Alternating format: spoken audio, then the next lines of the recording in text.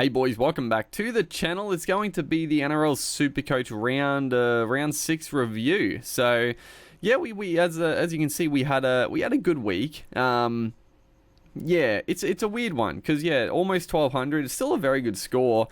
We went back up the rankings, which was nice, up to 2,384, shot up 600 spots. Obviously, the week before we dropped like a couple of thousand. We were in the top 1,000 there, so the good sign is that we're still in the mix. Like, it's obviously the top couple of thousand or so, they're all very tight. So get a couple of good weeks, get a couple of good captaincy options, and all of a sudden you can find yourself back in the mix. So good to get back in the winners type circle. But yeah, we again, it was a good week, but a couple of underperforming guns, and one very easy trade we will be making this week. And I'll go through that in a second, but let's go through the actual scoring breakdown here. And also, before I'll say it now so I don't forget again, but I will go through the leagues, because I know someone posted a comment a couple of videos ago about if I could go through the leagues and show the scores there, and I've been meaning to do it. I keep forgetting. I get too caught up in the banter of going through the players, I forget to show the leagues. But yeah, I've been meaning to actually go through and show sort of how people have been scoring. But let's go through here. So Jaden Braley 57, adequate. That's it's good. It's solid. Like, that's a Braley score without any attacking stats, and that's what you want to see. Is Braley going to be a keeper till the end of the year? I don't think so. In my mind, Harry Grant is going to be the top priority hooker. I mean, he is just on fire, and it's, oh man, it would have been nice, like, Harry Grant is coming off the bench and not playing 80 minutes, but he's still scoring massive points. So the thing was there that you could get him for cheap, but I actually honestly it's probably a good thing, because otherwise if he did score some low scores, dropped in price, literally everybody would get on Harry Grant. But at least if he's keeping his price, and it makes people sort of think about who they're going to trade out for him and make other changes. So it doesn't make it a clear-cut sub, which I like. But in my team, I'm definitely going to be looking to upgrade Braley to Grant. Probably, obviously, after the Origin period. I'm not going to get him in before then. Conor Watson 62, again, he's killing it. And I mean, he's a potential keeper. I mean, he's just such an attacking weapon that you love to play him. The front row here is where it's just devastating. Junior Paulo, again, 39 points. He's just, dude, I said it I said it like a few weeks ago.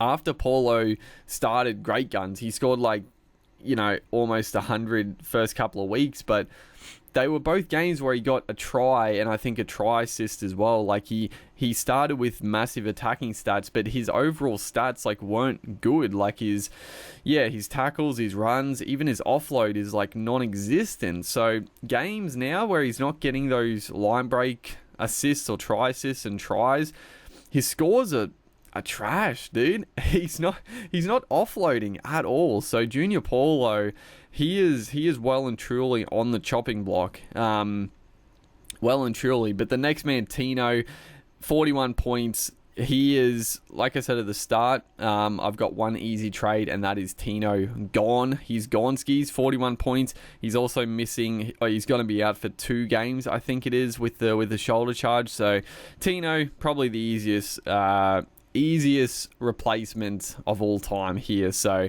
yeah, that makes it nice and simple for me. Unfortunately, I can't really swing any. I don't have any other duels.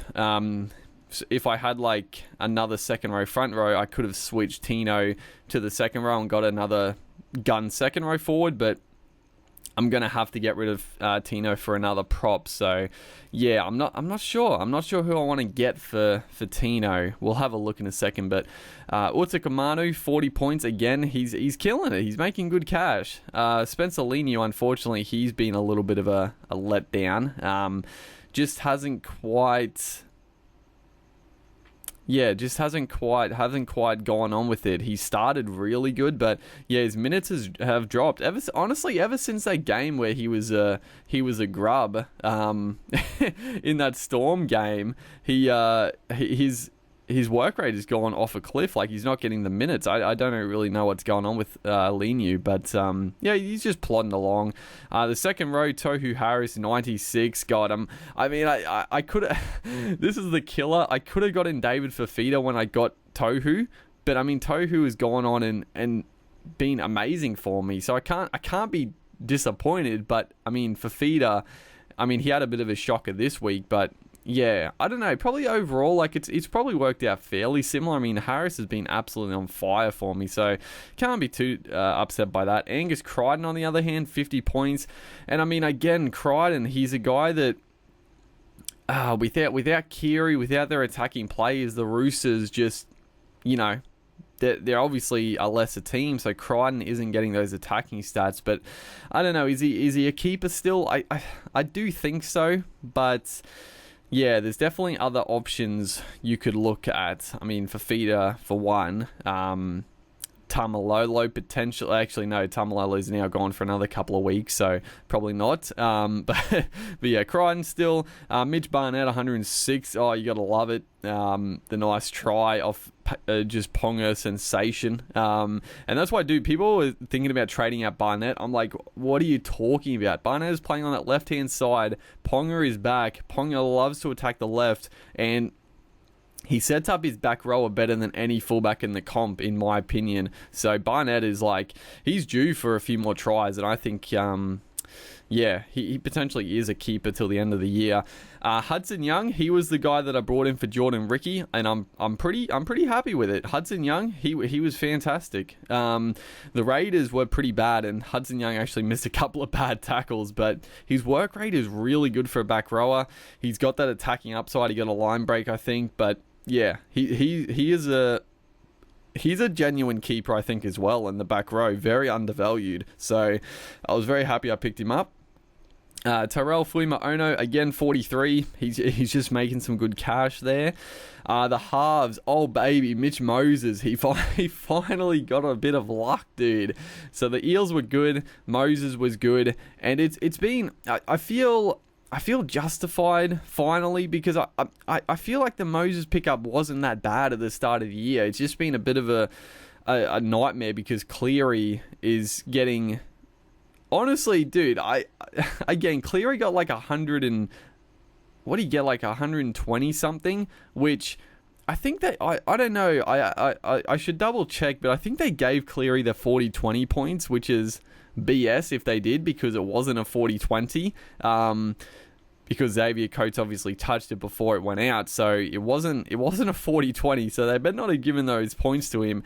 And then just in general, like, Cleary is just getting these junk points at the end of games, and I honestly, a lot of times I'm salty because I don't own him, but half the time I'm like, where are his points coming from, dude? He gets like... He's barely getting any try assists at all, and he's getting like 100 points. I'm like, what is happening? Where are the points? Where are they coming from? I don't know. I call a little BS, but Mitch Moses, he's been, he's looked really good for them the whole year, in my opinion. And I feel I've been pretty unlucky. He had that concussion in the first couple of minutes a few weeks ago.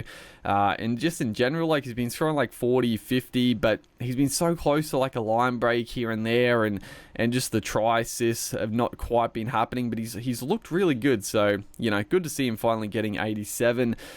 Sam Walker, 21. I don't know how many people would have played Sam Walker, but I mean, he didn't get lucky, but he did get a bit lucky last week to score so well. And if you played him against a Storm, I don't know, you were riding your luck a little bit there. So I don't know why you would have played him, but some people probably did.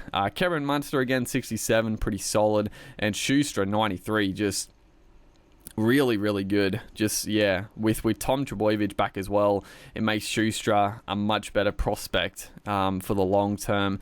And then the back line, Blake Ferguson, 45, pretty good. He didn't get a try, so he's still solid. Kurt Capel, 82, good. Dane Laurie, 66. Stephen Crichton, 39. I'm honestly a little shocked he didn't get more points than this, because he had quite a few tackle breaks. I thought he had a couple of offloads, like he ran the ball a lot.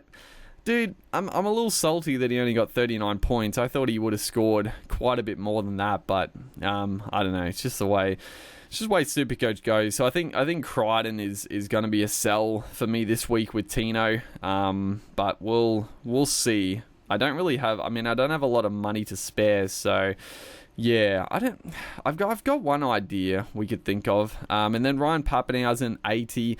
I had him as captain. It was almost, oh dude, I forgot to say, this was almost, that's right, the first game, it was almost Supercoach done. I was almost done with Supercoach. It was almost curtains, dude, because I had the captaincy on Papenhuyzen, not Thursday night, the Friday night game. But yeah, captaincy on Papenhuyzen, and he gets knocked in the first couple of minutes, and he was gone. Like, he was absolutely gone. And I was like, I was under no illusions. I thought there was absolutely no chance he comes back on the field, and that was my season done and dusted in one play. But he came back and he scored 80 points. Dude, it was a miracle. It was an absolute miracle, because when he came back on, I was like, if he gets 40, 50, I'll be content. I'll be content with that, because otherwise, yeah, it would have been shambolic. But he got 80 points, so very, very good. He is in doubt for this week, though, which is a little bit of a bugger, but yeah, he's almost at 900k. That's crazy. And then Tedesco, 40 points. I know a lot of people are getting rid of Tedesco. I'm not going to. I'll keep him. I mean, Ponga is a very tempting option, but again, Ponga is tempting. But yeah, Origin's coming up, and Tedesco's going to be out as well, but yeah, I don't know. I'm just not going to trade out Tedesco. I feel like it's a bit of a silly move. And then Roberts, just trash. Simonson, trash. But let's have actually, before I go into my sort of trades, let's go to the leagues. I did win all my leagues, I think. So which one's the... so that's the public league. We won't look at that one. We'll look at our three leagues that we've got. So let's have a look. Let's have a look at the total points. Where am I sitting? Yeah, look at that. We're on 6 in the total points in League 1. Burgo's Bulldogs, 5,039. That's pretty solid, because where am I? Oh, yeah, a couple of hundred points behind. Then Sai in second there on total points. Benny's Jets. Harry Sharks. Andrew Long Johns. Great name. There's myself. We're all 3-1. Burgos.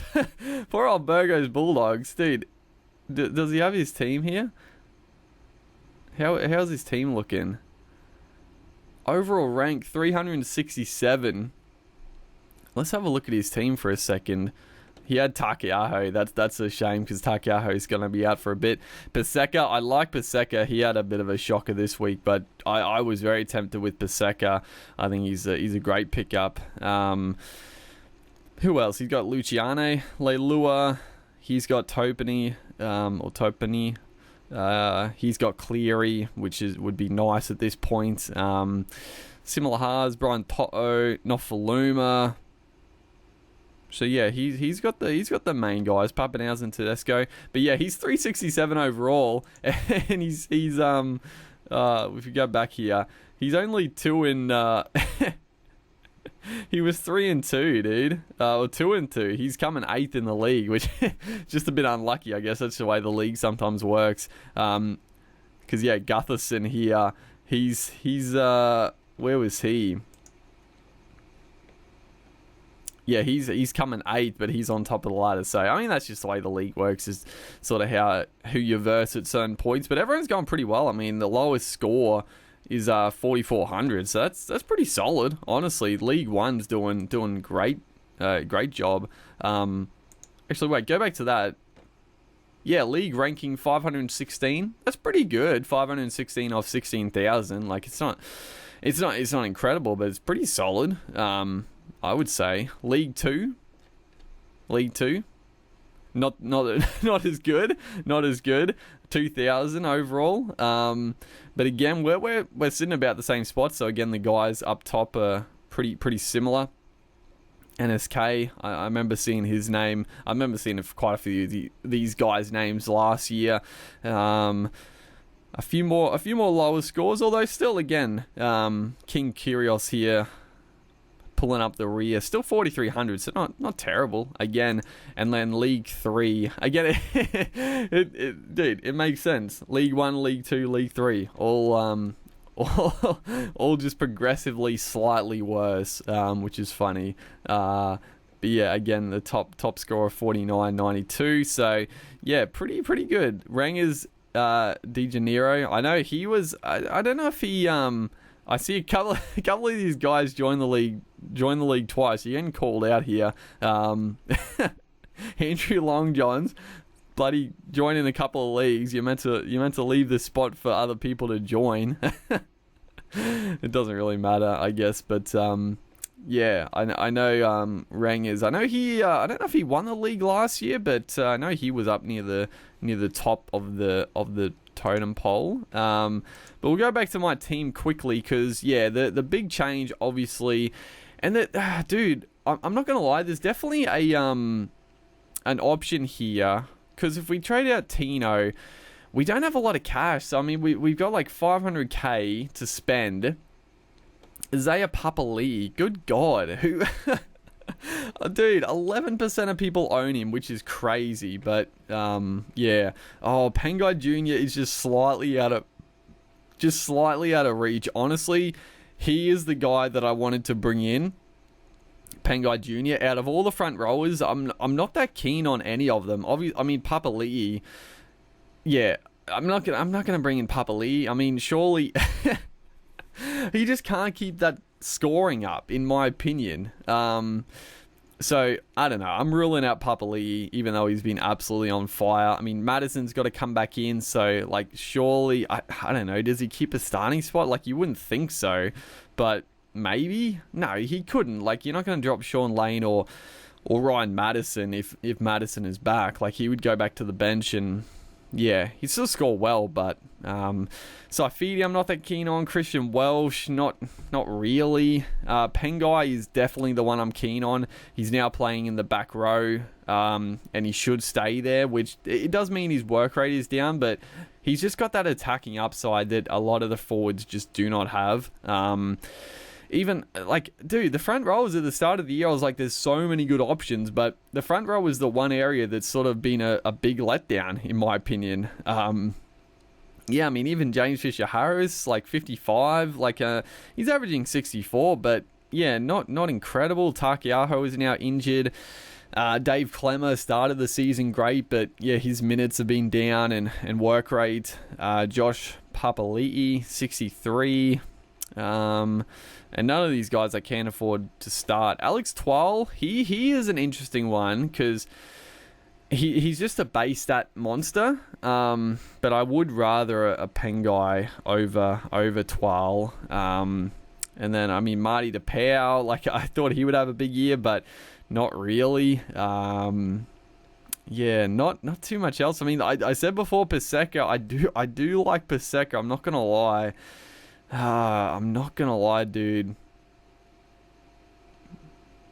I mean, he's only playing 40 minutes, but he's just got that. He's got the offload in him.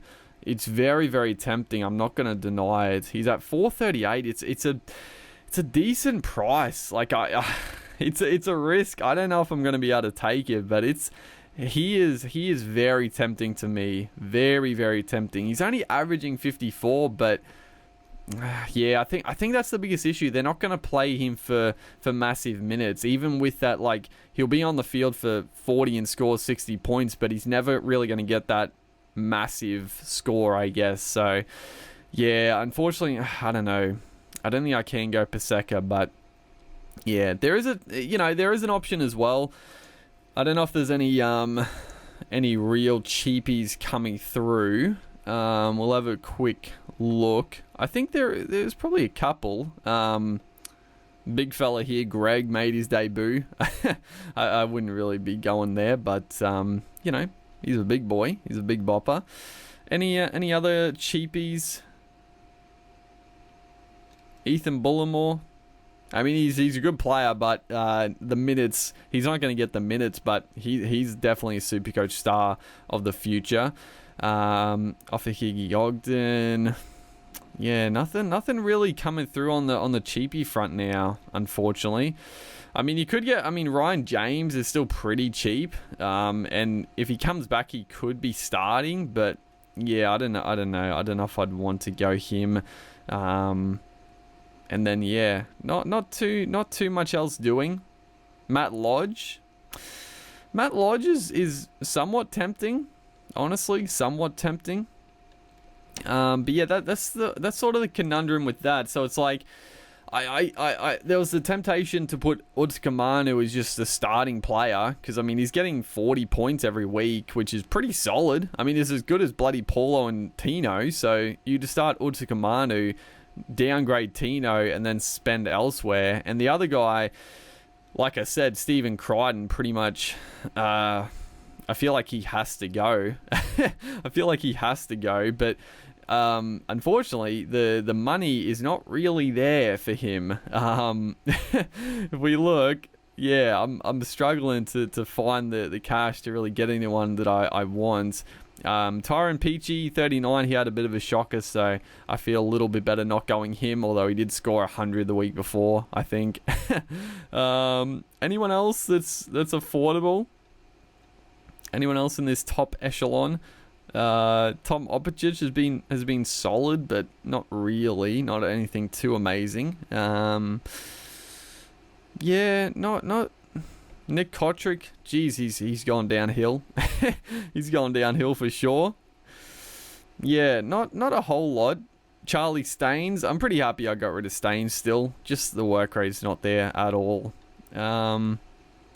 Yeah, I don't know, dude. It's a tough one. I mean, honestly, maybe I'll just keep him. Unless there is, are there any cheapies? Are there a couple of cheapies coming through that people are keen on? Who's this? Braden Musgrove. I mean, he's tempting, but he's not going to play for very long. Surely he's going to be out when they get players back. But he looked pretty good. I mean, he was pretty solid for them in his first game, for sure. Anyone else? Paul Turner. I don't know about the job security though. And then yeah, Simonson, I've already got him, unfortunately. Carmichael Hunt. Keep an eye on Carmichael if he gets in that dude, if he got into the Broncos 5'8" spot, dude, I'd be keen just to jump on him, because I just love Carmichael. He was my favourite player back in the day. Tui Katoa.